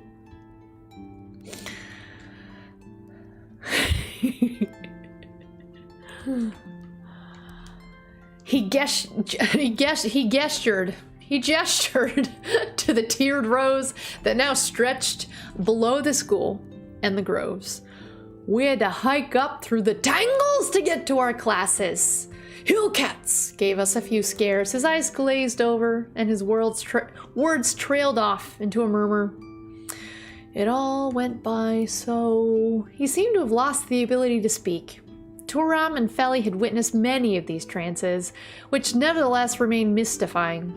It might have been an awkward silence, if not for the bobbing boat's relaxing rhythm and the distant calls of gulls. But the spell was broken by the belfry that towered atop the headland opposite the school, bells ringing no dawdling. The little tower's song echoed through the valley. The melodious anthem signaled the return of the town guards from their daily patrol along the highway beyond the ridgeline. Gallium's trance ended, and he seemed both anxious and exhilarated. Yo, he's ready! Let's get up to the square! Eager for the feast, Turam had soon rowed them back to the quay, and they encountered Felly's 17-year-old sister, Mirowin. I can get down with some Mirowin. Lounging against a bollard. What the heck is a bollard? She's reading one of her favorite books. When she noticed their approach, she snapped the book shut, sprang to her feet, and strode to the boat's mooring. Her glare reminded Felly of their mothers. What did I do this time? He begged. Nothing, she sneered. Mom sent me down here to make sure you don't dawdle. Oh, well then catch! And tossed her the mooring line. She clumsily caught the rope, fumbling with her book in the process. Do it yourself, threw the rope back. Come on now. He chucked it again. No dawdling. This time she caught it quite gracefully. And then she twisted her body and wound her arm back as if for a violent throw. Felly ducked down and shielded his head with his arms, but he was saved by Grandpa's intervention. Everybody takes a rope, no dawdling. And why can't we dawdle? Complained Turam. Because our presence is required at the town square. But, you're gonna find out when you get there. After securing the boat, the four trekked toward the town square. Halfway up the trail, Turam realized he had mistakenly brought Worm Reader's empty dirt worm pail. Promising to catch up, he sprinted away, ignoring Gallium's shouts about dawdling and defiance. And so the other three continued their ascent without him. Back at the town square, the workers had finished arranging the tables. They had also erected an overarching canopy. Many of the younger children were now festooning the tables, while a few of the teens were fueling the lanterns that hung from lines and posts. Hardwick had relocated from the balcony to the obelisk stage, which was now being readied with performance scenery and props. As the trio passed, the innkeeper raised a scrutinizing eyebrow at Felly, who nervously displayed, "Proof, I have a basket of fish." Hardwick seemed genuinely impressed and nodded his head in approval. Just outside the bakery, the three found Caladwin and Daphnium arranging the platters of baked goods onto a long table. Felly's 2-year-old sister Satiwin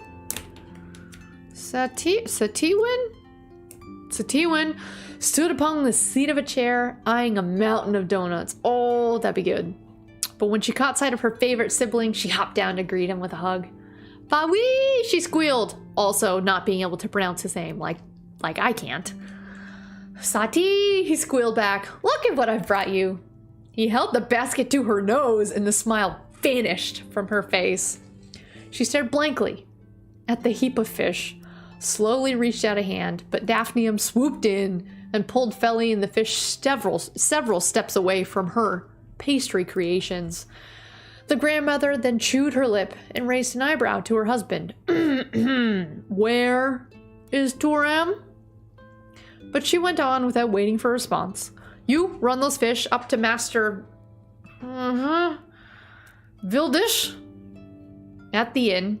And all y'all, go wash up. Quickly, you stink like worms and fish. Go wash up.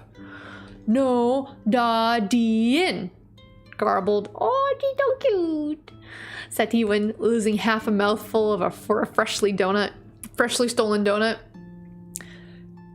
Feli rushed the fish to the inn's master chef, and by the time he returned to the bakery to wash up, Turam and Mirowin were busy scrubbing their hands at the kitchen sink. Squeezing in beside them, Feli caught a suspicious glance from Turam. A glance indicative of mischief in the making. Mischief managed. And sure enough, when the three of them finished and returned to the square, Turam flashed another signal that was all too familiar. Yo, I'm gonna tell you later. Daphnium noticed, and she eyed her grandson. He smiled innocently, only to provoke a more frightful scowl. But if Turam had been about to suffer any form of interrogation, Mirowin spared him by asking a question that Feli had also been wondering. Where is Zara? Zaradwin? Oh dear. Zaradwin was their sister of 23, who Feli had not seen since breakfast before heading to school. He discerned Caladwin and Daphnium sharing a suspicious glance of their own. Gallium, meanwhile, was suddenly interested in a lantern hanging from a nearby post. All right. What are you three? What are all you old people? What are you hiding from us? Shh. Don't worry about it. Don't worry about it. Nothing to see here. His mother interrupted him, and she directed everybody's attention to the inn. Zaradwin was standing in the main doorway, wearing an elegant gown and pristine sandals. Question that. Most gowns go down to the floor. You can't see people's feet underneath the gowns. That's how we get away with wearing really comfortable shoes under gowns.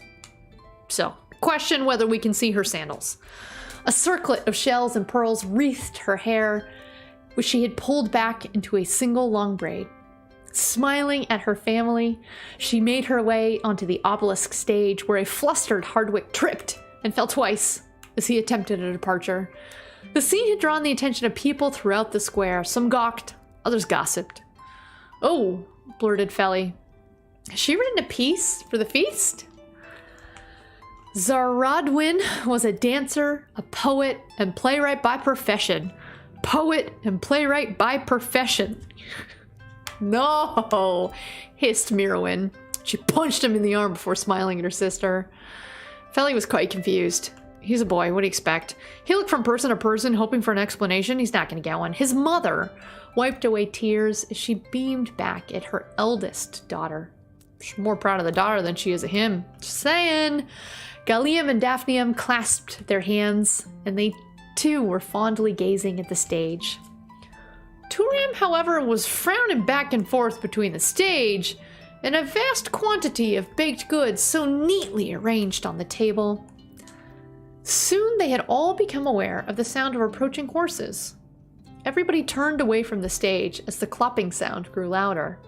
2 members of the guard had come down from the castle. One was Turam's older brother, Legolas, and the man at his side was Tideswell, his best friend. I like that name, Tideswell. Love that. The 2 dismounted at the entrance to the square. Tideswell clapped Legolas on the back and then led the horses away. Turam raised his eyebrows at the sight of his brother, and Feli finally understood why. Legolas was wearing his normal uniform of the guard, complete with a cutlass sheathed at his gosh dang it, waist, and a crossbow strapped on his back. But his usually unkempt hair was now neatly combed, and his usually scruffy face was cleanly shaven. Dude! They get married! Aware of the watching crowd, Legolas proudly straightened his posture and marched across the square to join Zara on the stage. Gazing into one another's eyes, the two peers clasped hands. Are they peers or are they lovers? They dropped to their knees and touched their foreheads together. Is this how they make babies in this world? The onlookers burst into cheers and applause. Turam and Falewid slowly clapped, wearing faces of astonishment. They had known for years that their older siblings were on a certain path to marriage, but they hardly believed they had just witnessed the wedding. That's it? That's it? You kneel, touch foreheads? You know how many people I've been married to at this point, if that's it? Not only were there two families at long last joined into one, two best friends were officially brothers. What's up, Brendan? How's it going, Brendan? Oh. Okay, I like chapter 1 better. I like chapter 1 much better. Oh. Chapter 1, a lot easier to read. Smaller words. Wait, Harvey gave me a word. Bollard is a noun. Nautical. A thick, low post, iron steel, mounted on a wharf or the like. Cool. Post. I know another ad. I know, I got the alert. Who wrote this? James Baker. That one. Rook. In chat right now. James Baker wrote this. James has been working on a novel for, I think, 15 years now. Or has wanted to work on a novel for 15 years. And he has been sort of putting this together during pandemic. He's been writing parts of this while I have been streaming. So like chuck me on in the background and like write. Yeah. So we're just checking it out. So these are just first drafts. So let's be clear. None of this has been edited by anybody. This is just James just doing his thing, doing his writing. I like the second one better. The first one was a drama. Jen got an ad for wedding rings. Heck yes. The ad system knows. It knows. Yeah, this was pretty legit. I get this. I get the world, right? We've got some boys who are leaving school. It's clear that they're pranksters. It's clear that they've been best friends forever. It feels like this is a really quaint seaside town.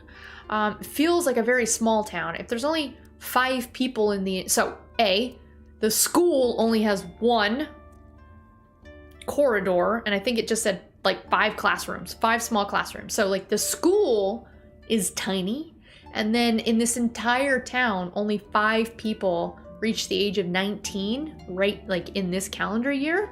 This is a very, very tiny town, so I think it makes sense that everybody knows everybody. And would also make sense for them to, yeah, you know, like little bucket of fish. If your town's not that big, little bucket of fish is like, that's a big deal. So I think it would make sense that like, yo, you guys don't have to go haul the tables. Go get us some food for the big feast that we have going on. That makes sense. Jen really appreciated how the writing style changed between the Prolusion illusion and chapter 1. Ditto. This one was easier to read. The first one was really hard to read. Like hard to vocalize, but then also just like hard to read.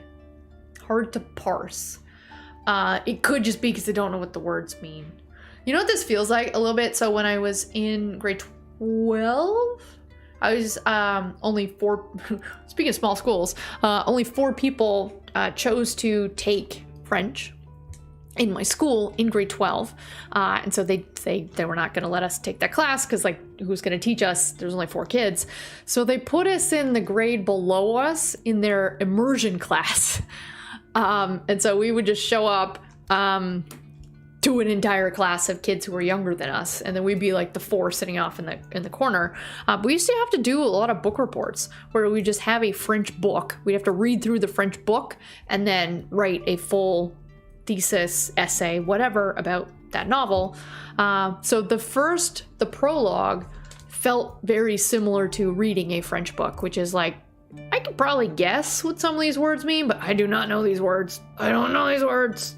I need a little dictionary along with me.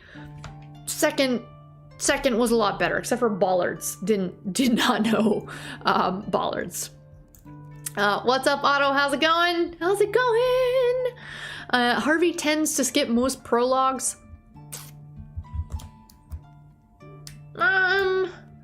If it's not, some authors write prologues where it's like, thank you to so-and-so, thank you to so-and-so, I got my inspiration. Like, it's more of a preamble than a prologue to a book. I don't read those. I don't care who you're thanking. I don't know those people. It's special that you thank them. That's great. But like, shove it in the end. I think I read prologues, but I don't really read fiction these days. I pretty much just work and then tend to my child.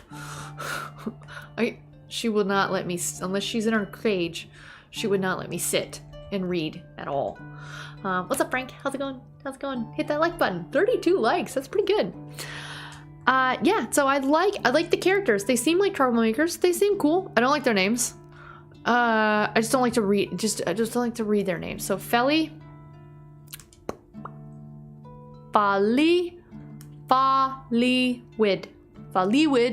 There's it's a lot of syllables to say. Yeah. I also like the theme of the no dawdle, no dawdle, no dawdle, no dawdle. Actually, I like that thread continued through the whole thing. I like the playfulness of the two. Do they feel 19 in my eyes? They feel more like 13, right? Like mocking their grandfather, splashing their grandfather. They feel younger. They don't feel as though they are communicating or acting as if they are men, like 19-year-old men. Note that Elegant Traces was only part 1. Elegant Traces, was that the last one? No, it wasn't. No, we've only done mythic minglings and no dawdling. What are you saying, Elegant Traces? The prologue will make much more sense as the sequels appear in the next books. There's a lot James hasn't written yet. What I appreciate about sort of how James has been talking about this, because he's been sharing a ton with Eric and I in Discord about this, kind of for the whole pandemic, is that he's got the whole thing mapped out. Like it's gonna be, I don't know, a lot of, it's like 10 or whatever books. There's like a lot of different books. He kind of knows where he wants things to go, and he's gonna wrap it all in together. And so I like that. I like that he's thinking grander than just, like, let's just try one book and see. But it's no, this is a whole sprawling world. There's lots of lore that he's trying to build into it. And so I can really appreciate that. I liked it. This was okay. It does read young adult to me. Does like from a reading level, or sort of a, not reading level, but reading level. You know what I mean, right? Yeah, he's gonna be the next George R.R. Martin. Heck yes. Would I read more of this? Yeah, I'd probably read more of this. We didn't do much. We didn't learn much. So we learned about sort of the some of the main characters and some of the backstories, their village, this wedding, some culture. We know these people bake. We know these people fish. We know that they don't have technology, it seems, of any sort, because they have to look to the sun to know what time it is, approximately. They don't have motors on their boats. They're using oars. Here, So, yeah, we learned a bunch. Was a long chapter to not accomplish much. When I read not this one. When I read this description here, I guess it's the first chapter though. First chapter. So they're graduating from their school. and then they're gonna go away to Prestigious Academy, and then are going on a journey. Like, I don't know what happens on the journey. I don't know what happens here. I guess you gotta keep reading. So I am gonna call it here because it's a lot of talking. But we read through issue 00, the Prologue Illusion. We read through issue 1, or chapter 1, No Dawdling. There's 2 more that are available up on the website right now. All of you have access to this. If you want to go and read more, the link to this is in the description. So go click on that. And James, he's looking for feedback on all of this. He wants people to read it. I'm speaking a little bit for him. He wants some feedback. He wants to know what people think. And you can send him messages in Discord, in my Discord. My Discord is not linked in the bottom of this video, but it's in all the rest of the other videos. So that's where you can go find him. He is Baker on Discord. Yeah, check it out. These are the Turam Falewid Tales. Turam Falewid. Is that his name? I get the naming now. That's his name, yo. It's that's his full name, right? Because we've got Zara, who's Zaradwid. That's just his name. I get that. Yeah. Thank you, James. Thank you for letting me read this and put it out there on the internet. What do folks think? So we got Harvey saying, the thing that festers in the back of my head when I read books is, what time period is this taking place in? There are times when that time isn't given until late into the book. Oh, yeah, it's all coming together. I don't know what time it is. It's about 8:43 p.m. PST. You'd have to ask James what time this book is set in. I think this book is set in a different world. Aren't they going to different planets and stuff? Yeah, the time period is a mix of many. There's a whole system of things that we're gonna go experience over here in this. Ooh, Jen wants to know more about the etymology of names. Yeah, Turam Falewid. We've got the Wids and the other ones. Because the other ones, it felt like they had similar. No, never mind. Never mind, because it's Falewid, Falewid, and then just Turam Falewid. No, I thought I had it, and then I didn't. We got Gallium and Daphnium. Oh, we've got winds. So we've got the Wids and the Winds. Zaradwin, Marawin, Sarah Win. Nope. Sati Win. Khaled Win.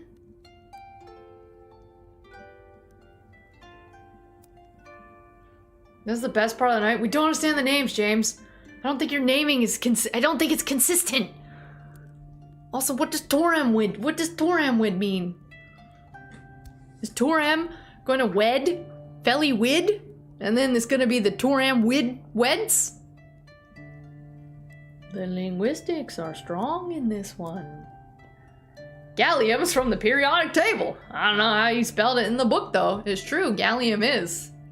I mean, I'm probably butchering it. Would you pronounce this gallium? Gallium. Yeah. Rook wins a point. What is the name of the world? It is Lunacy's Union. That's the name of the world. That part was clear. It's over here. It's right here. They are taking a month-long journey across the lands of Lunacy's Union. And I think what that comes from is it's the union of the people, the axolotls and the lunalotls. It's the unions of those people and those communities. That's how I took it. More than one character is named after science heroes. There's a Bill Nye in this book? What? So Bill Nye and Mary Curie were hooking up in the woods when the bull crushed over them. Maybe it's Golium. Oh, it could be Golium. Hey, I said I maybe didn't know how to pronounce things. I said that. Anyways, thank you so much. We have never done anything like this. We used to watch a YouTube gaming streamer called Lucifer. She pivoted her channel a couple times and then eventually landed on reading book streams. She's got a ton of people watching her read books. So yeah, I've never tried it myself. I don't mind it. It's hard.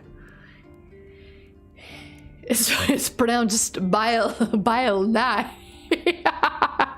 Oh, that's good, Harvey. That's good. Bile nigh. So what did you? Is this entertaining? I mean, wait. Let me look. Average view duration is 11 and a half minutes. That's actually pretty standard. I don't know why that chart's broken. Views are standard, concurrents have been standard, average view duration, that's standard. Likes are high. Likes are high. Higher than usual. I'm eyeballing it.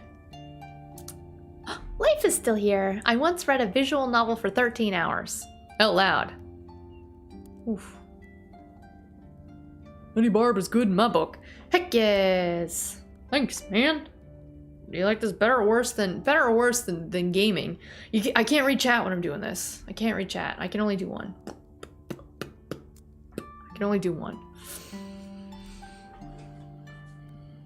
We need a rap song. We need a rap song written out called Librarians Barbarians. Well, dude, we can... One sec. We can do that. We can do that. Let me just see, am I logged in?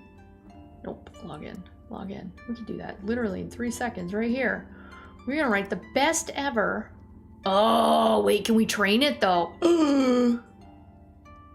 Nope, sorry, don't look at that tab.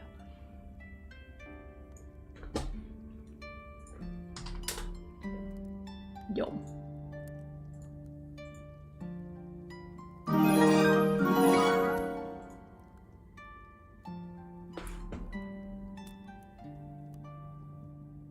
Eric, another $25. Wait, I'm gonna do all that. I'll do all that at the end. Eric, thank you. Thank you.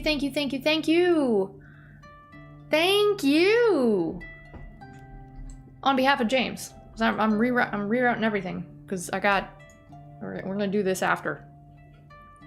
Sorry, not this one. We're gonna do this one after. Thank you, but sorry, 1 second. We are. Where am I? ChatGPT. Excuse me. Do I have permission to input your book into ChatGPT? I'll do just the prologue.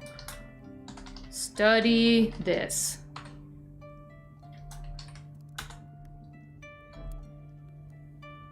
It seems like you've shared a piece of creative writing or storytelling. Is there a specific question or topic you want me to assist with?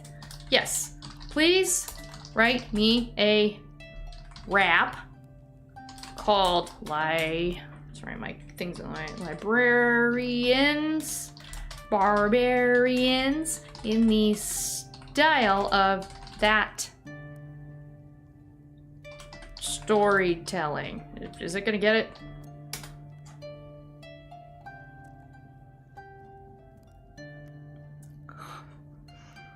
No, this is not in that style.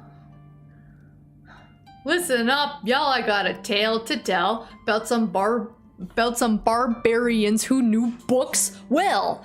They weren't like your average pillagers and thieves. These cats were scholars with knowledge up their sleeves. They roamed the land from east to west in search of tomes. They were obsessed. Here we go. From the tundra to the desert sands, they left no shelf unturned, no scroll unscanned. See, I never gonna get a rap deal. Never gonna get a rap deal. Chorus! Librarians, barbarians with a thirst for learning. See, I don't have a flow. Reading, writing, and knowledge earning. Don't let their swords and shields fool you. They're intellectual warriors, not just brutes, you hear? Yeah, I was trying to do the DK rap, but then it kind of breaks right here. Cause it's, listen up, y'all. Here we go. Performing for you. If you know the words, you can join in too. Listen up, y'all. I got a tale to tell about some barbarians who knew the book so well. They weren't like your average this is too many syllables. They weren't like your average pillagers and thieves. Wait, but do we Can Siri rap this for us? Oh, their leader was a lady, fierce and smart, a librarian of the highest art. I was a librarian for 5 years. With a sharp mind and a sharper tongue, she could cut down ignorance with a single punt. That's not me. That's not me. Her army of bookworms followed her lead. They'd fight for knowledge. That was their creed. They knew that power didn't just come from might, but from the wisdom gained through reading all night. Dude! We could start our own children's series with this. Some said that we're crazy. People say that about me all the time. That they lost their way, but they knew the value of what they'd gained. They weren't just barbarians, they were also sages. Like in Ocarina of Time, they'd bring their knowledge to the world's farthest reaches. Sages, reaches, that's a stretch. So if you see them coming, don't be afraid. They won't hurt you. They just want to trade. A book for a book, knowledge for knowledge. Librarians, barbarians are here to acknowledge. So that's my story. I hope you enjoyed it. Librarians, barbarians. They're the real what? They might look tough, but they're just like you and me, fighting for a better world, one page at a time. Can't you see? No, that part doesn't fit. Yo, we are saving this forever. This, Jen, I'm posting it in Discord. This is the greatest thing ever. You know what I'm gonna do?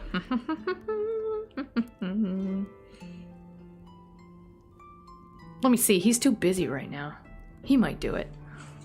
We might have to do something with this. There you go. There's, post it in Discord. This is top notch. This is fantastic. I think it took barbarians too much into the equation. No, I think it's great. I think it's great. I love this.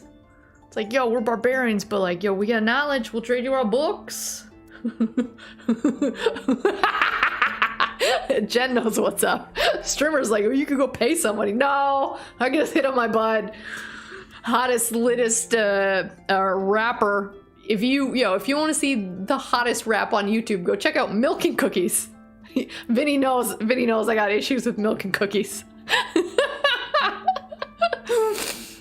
Yeah, we gotta do something with this. This is good. I like it. Okay, we're gonna call it here because I don't want the video to be too long because James's mother is gonna go watch this and I don't want her to look at it and be like, yeah, I don't have 2 hours. I want her to actually like enjoy this. So James Baker, we've had $95. $95 that came through tonight. Thanks to all of the generosity of everybody who's watching right here tonight. So thank you. I should probably not do this. Probably not do this on stream. Yeah. 110? Not Barb. From the librarians. Barbarians.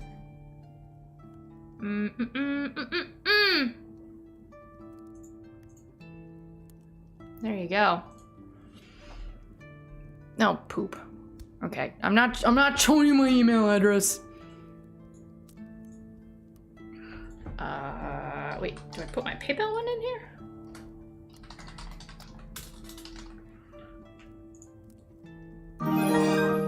Wait, no, wait, I can't wait, we're doing it. No, Does that say Nintendo? I can't read that. It's so tiny.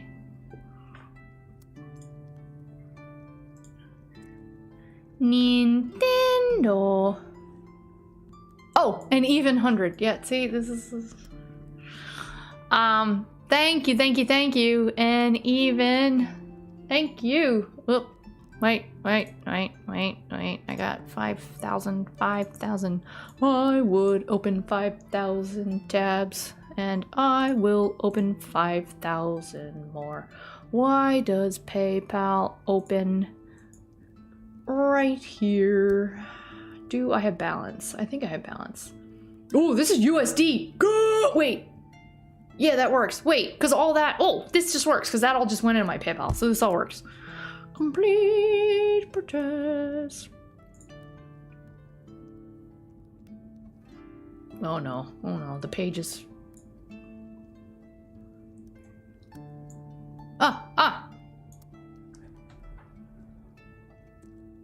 Look at it, the page is so happy. There you go. We bought James some coffee. Thank you, everybody. Thank you for all of your support. Thank you, oh. Hot coffee. Is Bard better? Oh, we got a wrap from Bard here. Nope, I don't cancel. We want this one. One sec. Nope, cancel. Nope.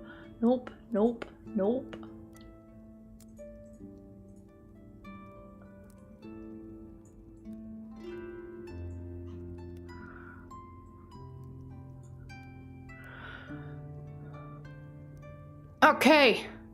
I'm a librarian. I'm a barbarian. I'm here to educate and I'm here to fight. I'm armed with knowledge and I'm armed with might. I'm here to defend what's right.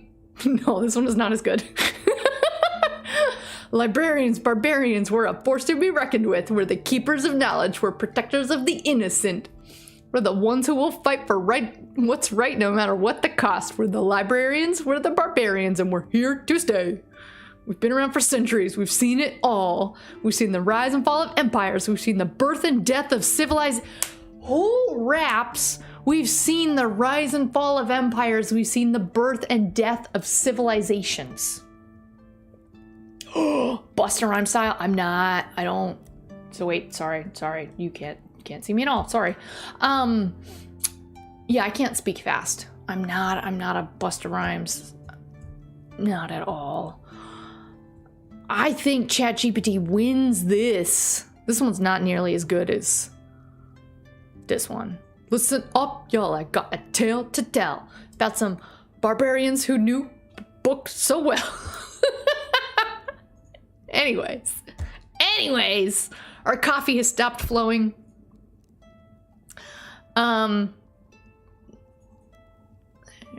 There we go. James has got a goal of $800. We just did $110 towards that. So thank you for all of the support. Thank you for all of the likes. 35 likes tonight. Thank you for all of the people who hung out here listening to me read a book. Thank you. Thank you to all of my ongoing channel members. Can't thank you enough for all of your continued support because I don't know why. You never know what you're gonna get when you pop on in here. You could get book reading, you could get gaming, you could get metaverse streaming. I wish I could raid that. That looks like that'd be fun, except it's still video. Great. So nobody is currently live, so we're not gonna go do a raid. What I would say is go drink your water. Go pet your dog. Go have an absolute great night. I hope you all have dreams of Turam and Falewid, catching fish and going on great adventures, of medieval orgies and feasts galore, and copious amounts of beer, and copses, thickets of bulls with burning red eyes who are running up the hillsides. They're very steep hillsides. There's some special thing with the hillside. It's just really special. But the bull's running up it. Dream of doppelgangers who have spears and darts. They might be darts, they might be spears, we don't know. We think spear is a typo. But they definitely don't have arrows, because they left those at home with the teenagers, drinking the beer. Dream of all of that. Have a good night, everybody. I will see you, all of you, I will see you on Tuesday. This bat time, this bat channel, all y'all better be here. Clap your cheeks.